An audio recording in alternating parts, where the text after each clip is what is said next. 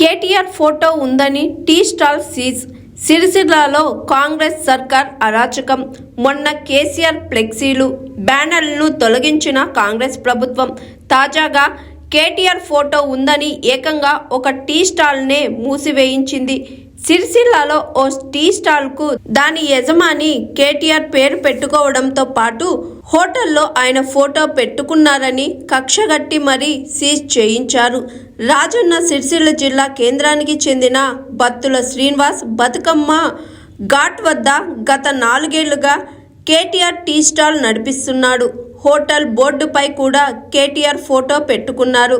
ఇది గమనించిన సిరిసిల్ల జిల్లా కలెక్టర్ సందీప్ కుమార్ జూ ఆ హోటల్ను మూసివేయించారు.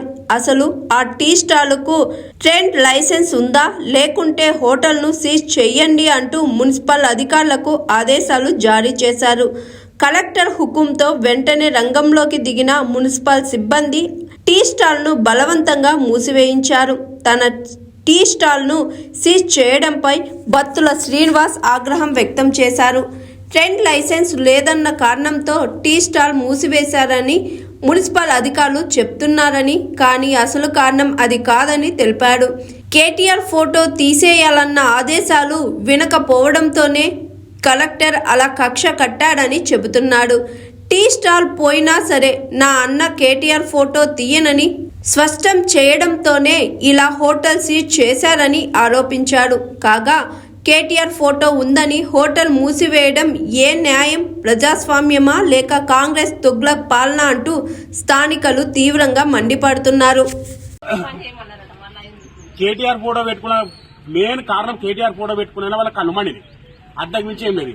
ఎందుకు కేటీఆర్ నా ప్రేమ, నా ఇష్టం, నాకు మా అన్న అనుకో, నా అన్న. ఇది మరీ గింత దారుణంగా సిరిసిల్ల మొత్తం నాశనం అయిపోయింది. గరీబోడు బతకకుండా అవుతుంది. ఆ మున్సిపల్ ఛాయలు పోసిమన్నా పోసిస్తా, కానీ ఎత్తా వాళ్ళకి అధికారులకు ఇస్తా. రోజు 300-400 ఇవ్వను. నాకు వేరే పని చేసేది కాదు. మున్సిపాలిటీలో ఛాయ్ పెడతా, వాళ్ళకే కమిషనర్కి ఇస్తా, కలెక్టర్ గారికి రోజు ఒక ఛాయ్ ఇచ్చా. రోజు 400 ఇవ్వమన్నారు, మాకు చాలు. Hi, this is Swathi. Like చేయండి, షేర్ చేయండి, కమెంట్ చేయండి అండ్ సబ్స్క్రైబ్ చేయండి GR TV. Hi, this is Monica. Please like, share and subscribe GR TV.